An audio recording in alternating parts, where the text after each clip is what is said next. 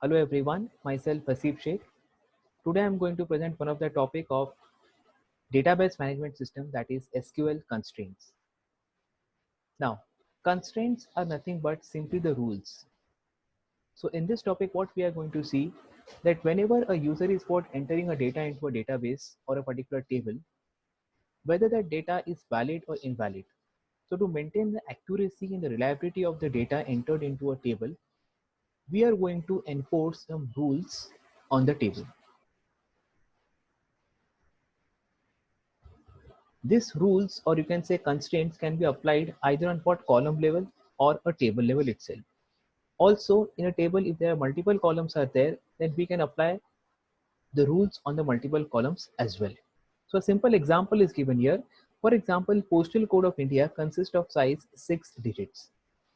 So whenever you are filling a form, so it is possible that a user might enter less than 6 digit or greater than 6 digits.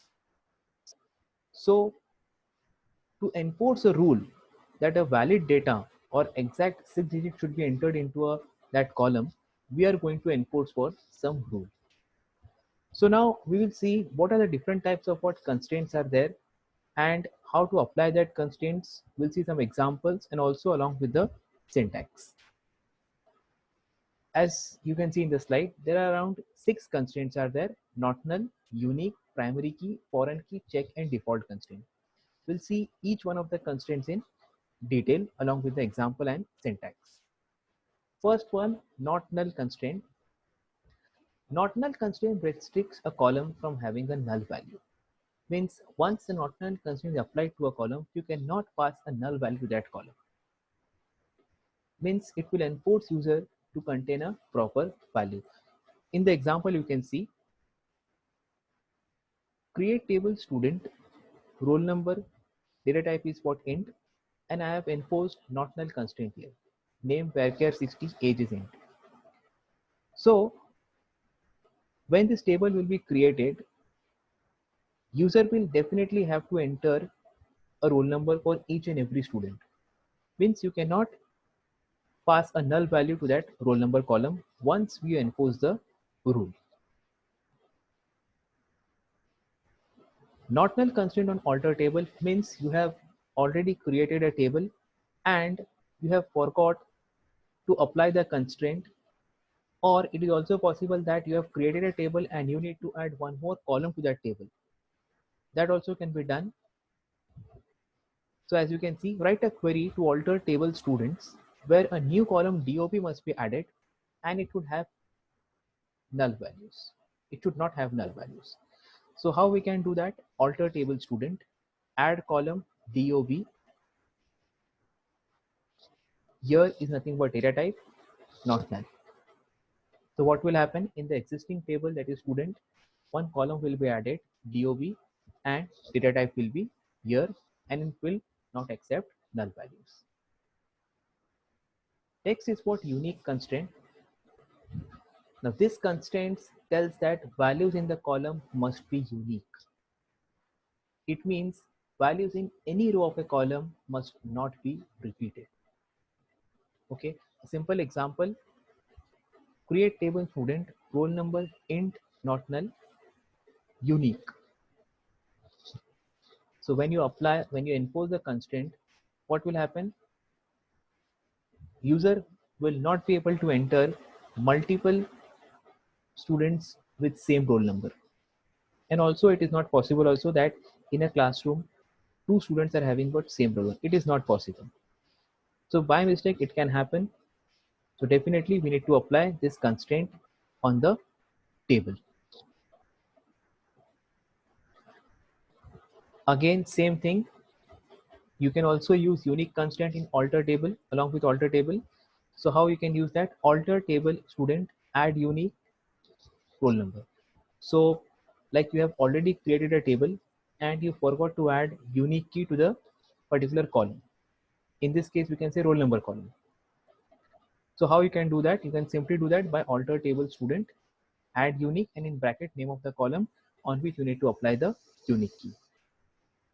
The above query specifies that roll number field of a student table will only have unique value. Next is primary key. Now again, primary key is nothing but the key which is used to identify individual records. Means you can say unique value to identify what individual record in a table. Now, most of the time there is a confusion between unique key and primary key. So after this slide, I'll be clearing that confusion also, that what is the main difference between unique key and primary key. First, let us see the syntax of primary key. Create table student, column name is roll number, data type is int, and space you can say primary key. So now I have set roll number column as what primary key. Name varchar 60, that is not null, and age is what int. So user will not be able to enter same roll number for multiple students. Using primary key constraint at what column level, same thing. So again, if you forgot to add primary key for a particular column, so definitely you can add this using the alter table command. So alter table space name of the table, add primary key and name of the column on which you need to apply the primary key. Next comes here is the difference between unique key and primary key. The first difference is a table can have more than one unique key. So it is possible. So in a particular table, you can have more than one unique key. But whereas in the primary key, there will be only one primary key allowed to use in a table. Unique key constraints can accept only one null value for a particular column. So this is nothing but the main difference. Primary key will never ever have a null value, whereas unique key can have one null value. Now it will have only one null value. It also can't have more than one null value. And that null value column, that null value record will be considered as a unique record. Next comes what? Foreign key. Now, sometimes it is possible that you may not be able to get the query from a single table. So in that case, what we need to do is we need to what? Join two tables. Or in other words, we may require to get the query from two tables. So before getting query from two tables, we need to make some relationship between those two tables, and that relationship is being found with the help of foreign key. Okay, so we'll see an example. The foreign key containing the table is called as what? Child table, and the table containing primary key is called as what? Parent table. So what does that mean? I'll explain you in the example. Just see the look at these two tables. One is person table and second is order table.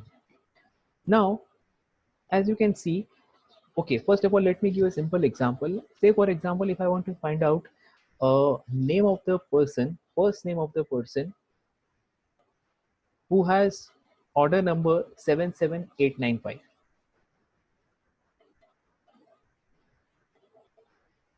So obviously person table may, from person table I'll be getting what? Only first name. Order number I'll be getting from what? From the order table. So obviously here I need to what? Join the two tables. But before joining, before linking two tables, we need to first make relationship between two tables. And that relationship is made with the help of what? Foreign key. Now how to make that? We'll see in the syntax.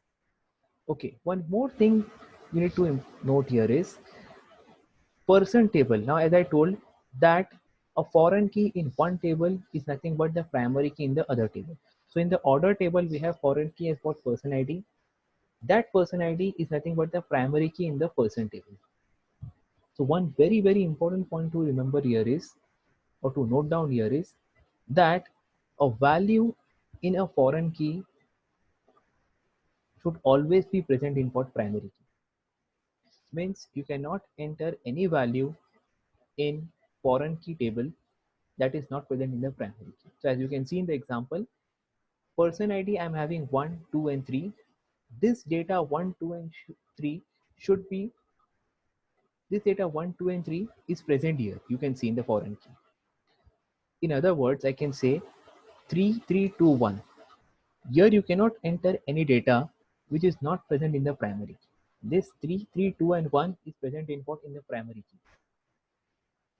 Also, Foreign key table is called as what? Child table, whereas primary key table is called as what? Parent table. Now just let us see the syntax, how to create the relationship between the two tables. Just see the syntax here. Now we are assuming here is that we already have this table created, person table. Now we are creating what? Order table, and by creating order table we will be what? Making the relationship between the two tables. So how to do that? Create table orders, column name is order ID, data type int not null, order number int not null, person ID third column again int. Now person ID here I am giving what? Primary key. So as you can see, sorry, primary key I am giving here order ID, in the bracket I have given the order ID. Then after that I am writing like this: foreign key in the bracket person ID references name of the table persons, and in the bracket person ID. So how did I make the relationship? You can see foreign key in the bracket person ID means name of the column to which I want to make foreign key. So person ID. Then you have to write down the keyword references, name of the table, and column of the table, primary key. Understood the concept? This is a simple concept of creating what? Foreign key relationship between two tables. Next, a very important one is check constraint. As the word says, check constraint means it will check whether data is valid. If the data is valid, enter in a new database, else don't. Or in simple words, we can say whatever data is there for that particular column, it will satisfy the condition. If the condition is satisfied, that data can be definitely entered into the database. So we can see a simple example here. For example, the following query creates a table called as customers and adds 3 columns. Here we have check with age column so that you cannot have any customer who is below 18 years. Okay, so the best example I can give you here is about your voting card application. So if you are filling a voting card application form, definitely your age should be greater than or equal to 18. So obviously, if such rules are not applied, definitely many users who are below 18 can fill the form and the data will be entered. So while creating this database, you can have to simply what? Enforce a rule on that particular column. So you can see how that it has been applied. Create table customers, int ID not null, name varchar 20, again not null, age data type is int, it should be also not null, and see I've given check age greater than equal to 18. So whenever a user is what? Entering the age, it will be first checked whether it is greater than or equal to 18, then only it will be stored in the database. And finally, they have given primary key to the column ID. Same thing if you have forgot to apply the check constraint. So after creating table also, you can simply apply alter table, name of the table, modify keyword have to use, modify age, int not null, check age greater than equal to 18. Okay. Last and the final constraint is what? The default constraint. Now as the word says default, means it will take the default values if user has what? Not specified the value of that particular column. Now where does this will be used first of all?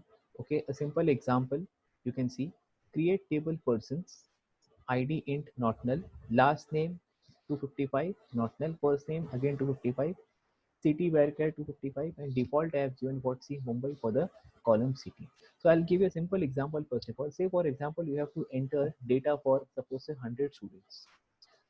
From that 100 students, 50 students are what? Staying in city Mumbai. So while inserting record, I don't have to write Mumbai 50 times.